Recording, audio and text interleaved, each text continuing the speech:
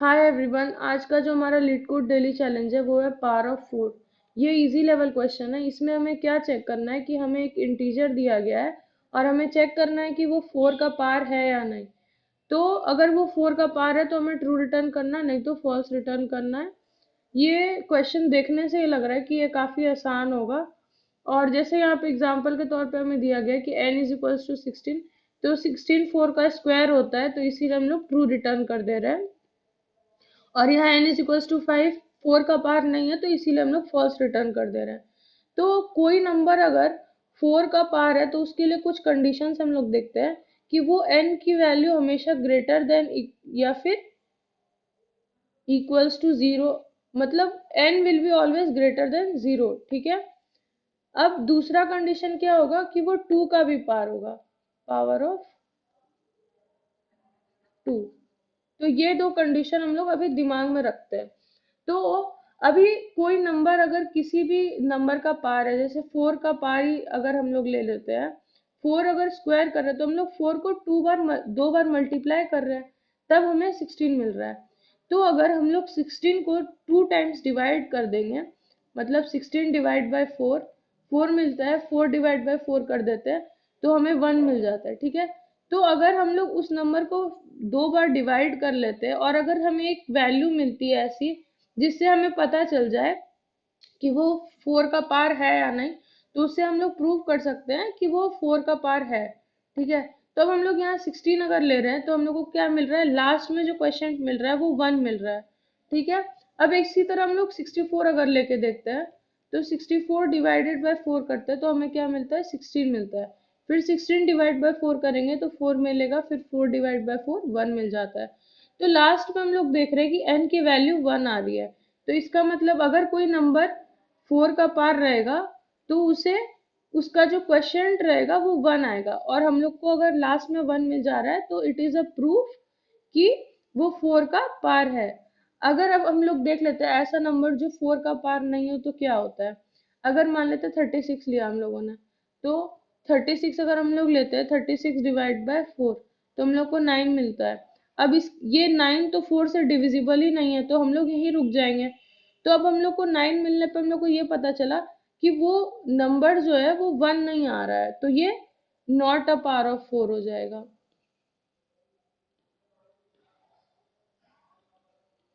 इसी तरह अगर हम लोग मान लेते हैं 20 लेते हैं, 20 डिवाइड बाय 4 कर रहे हैं तो 5 आ जा रहा है।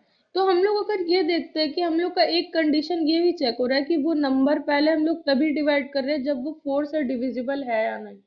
तो इस क्वेश्चन को करने का अप्रोच क्या हुआ कि हम लोग पहले एक कंडीशन चेक कर रहे हैं, if n is less than equals to zero, तो हम लोग डायरेक्टली रिटर्न फॉल्स कर देंगे। ठीक है।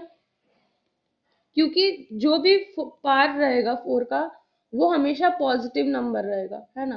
दूसरा हम लोग क्या चेक करेंगे कि while n mod 4 equals zero, तो हम लोग क्या रिटर्न तो हम लोग क्या करेंगे, n is equals to n by 4 कर देंगे। और हम लोग तब तक 4 से डिवाइड करेंगे उस नंबर को जब तक क्या हो जाता है कि वो 4 से डिविजिबल रहता है ना। तो अगर जो भी पार रहेगा वो एंड तक डिविजिबल रहेगा, तो हम लोग को लास्ट में क्या मिल जाएगा, n की वैल्यू 1 आ जाएगी। तो हम लोग क्या रिटर्न कर देंगे कि अगर वो n की वैल्यू 1 है तो हम लोग ट्रू रिटर्न कर देंगे, नहीं तो फॉल्स हो जाएगा। अब यहाँ पे हम लोग डायरेक्टली यही रिटर्न कर दे रहे हैं क्योंकि ये बुलियन वैल्यू ही रिटर्न करेगा। तो ये हो गया हम लोगों का अप्रोच 1। इसमें हम लोग आइटरेट करके देख रहे हैं। ठीक है। एक हम लोग का होता है मैथमेटिकल अप्रोच भी है, मैथमेटिकल अप्रोच। तो इसमें हम लोग पहले तो ये चेक करेंगे ही कि वो वैल्यू जो है एन से बड़ा होना चाहिए। ठीक है।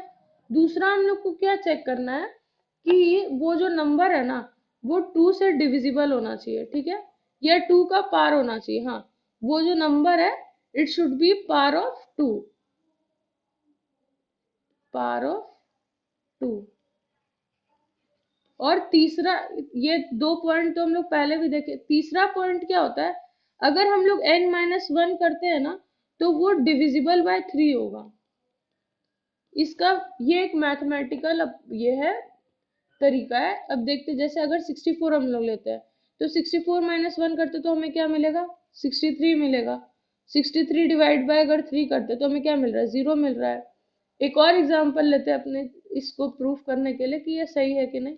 अगर मान लेते हैं हम लोग 16 लेते हैं, ठीक है, 16 -1 करते हैं तो हमें 15 मिलता है। 15 डिवाइडेड बाय 3 करते हैं तो हमें 0 मिल जाता है। इसका मतलब कि ये थर्ड कंडीशन भी ट्रू है। तो हम लोग को क्या चेक करना है अपने इसमें, कि if n is greater than 0 and n and n-1 is equals to 0 होगा, ठीक है। एंड ये दो कंडीशन हुआ, एंड n-1 mod 3 इक्वल्स 0। तो हम लोग क्या कर देंगे? रिटर्न ट्रू कर देंगे, नहीं तो एल्स रिटर्न फॉल्स। ठीक है, तो ये हो गया, ये दूसरा अप्रोच हो गया। अब मैं दोनों का ही कोड करके दिखाऊंगी, और दोनों ही कोड फिर मैं मेरे गिटहब पे भी रहेगा, तो आप लोग वहां से भी चेक कर सकते हैं। और वो गिटहब का जो रेपो का लिंक है वो मैं अपने डिस्क्रिप्शन में ऐड कर दूंगी। तो हम लोग पहले इस क्वेश्चन को करने का पहला तरीका जो था वो देखते हैं। तो हम लोग को क्या करना था? n is great, if n is less than equals to 0, तो हम लोग क्या कर रहे थे? रिटर्न फॉल्स कर दे रहे थे। उसके बाद हम लोग एक लूप चला रहे थे जिसमें हम लोग चेक कर रहे थे n मॉड्यूलस 4 इक्वल्स 0 है या नहीं। अगर वो है तो हम लोग n is equals to n divided by 4 करते जा रहे थे, और रिटर्न क्या करना था? Return n equals 1। अब इसे रन करके देखते हैं, सबमिट करके देखते हैं। ये हमारा एक्सेप्ट हो गया। अब इसमें सेकंड तरीका देखते हैं इसको सॉल्व करने का। तो उसमें हम लोग को क्या करना था? तीन कंडीशंस एक साथ थे, तो हम लोग डायरेक्टली वहां पे क्या कर सकते हैं? रिटर्न कर सकते हैं value. Return n is greater than 0 and n bit wise. इस तरीके से हम लोग, अगर ये बिट वाइज ऑपरेटर हम लोग यूज कर रहे हैं, तो इससे हमें पता चलता है कि वो नंबर 2 का पार है या नहीं। And n -1 mod 3 equals 0। अब इसे रन करके देखते हैं।